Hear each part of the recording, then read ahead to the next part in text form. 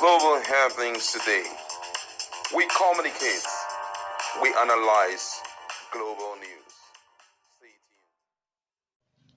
Hello beautiful people, welcome back to our channel. Some few hours ago we did carry in our playlist. If you check our playlist, you get to see what is going on in Rivers State. There seems to be this tussle right now going on where Wike and Fubara scam are clashing over an Abuja protest claim that is coming up, and the whole politics is actually getting up and heated up.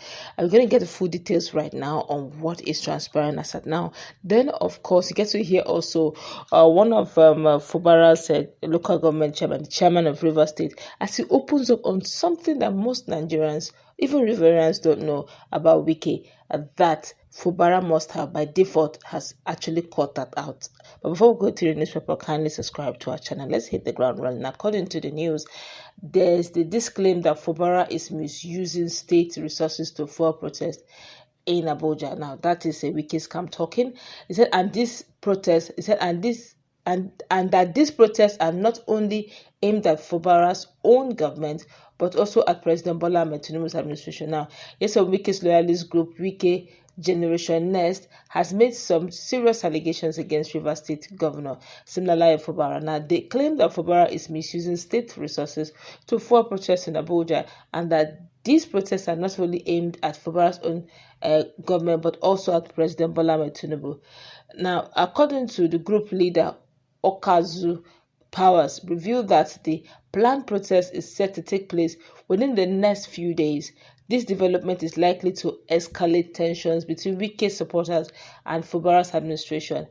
Mr. Powers said, and I quote him word for word, "It has been uncovered that the President of the Federal Republic of Nigeria, Asiwaju Bola Tinubu, will not be spared by the rented protesters. We have it on good authority that the governor, through his surrogate, held a clandestine meeting with the leaders of these groups in Abuja on Thursday, 7th of November 2024, with a scarce resource meant for the development of Rivers State, which was given to them to mobilize for protest." Now, reacting on an aid to the state governor, that's Achanna, denied that his principal is behind any protest in Abuja, as alleged by Wike supporters.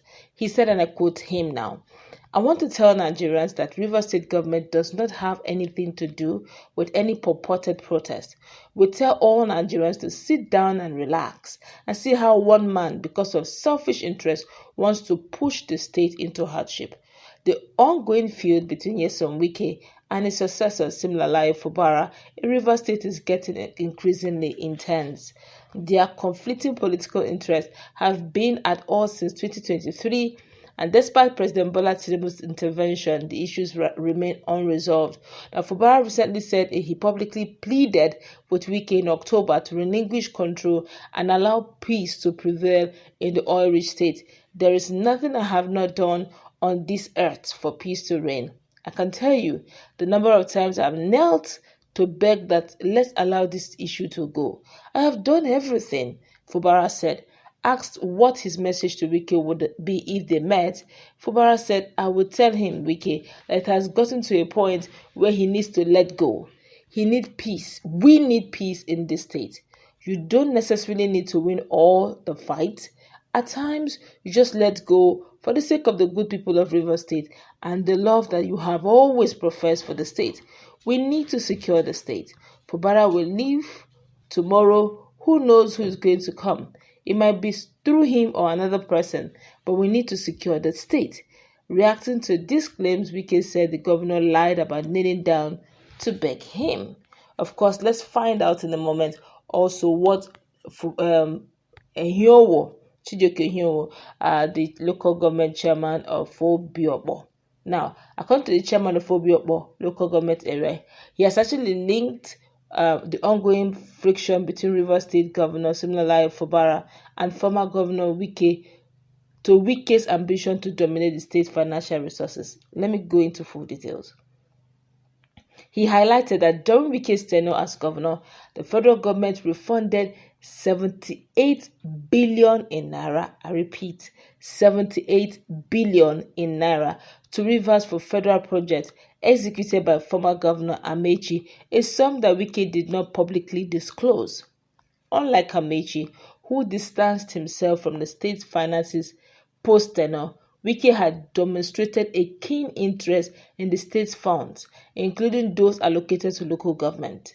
Ihunwu indicated that Wike's discontent with him stems from his position as council chairman, which interferes with Wike's long-term financial control aspirations.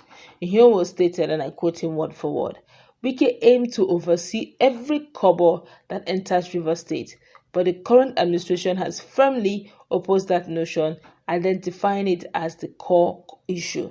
He also further elaborated, you know that when Wike was in office, Amaechi facilitated the federal government's payment of 78 billion naira to Rivers State as refunds for federal projects he completed. Now, did Wike provide an account for that money? He did not. Why, then, is Wike so focused on the state finances? Amaechi showed no interest, yet Wike is concerned even with the resources allocated to Obiobo local government area. He's troubled by my position as council chairman. He had envisaged a plan to control Rivers State until he turns 80 years, but divine intervention disrupted his scheme. Regarding the local government election held on October 5th in Rivers State, Ihunwu expressed optimism about the electoral process, noting that active voter participation transparency in the result.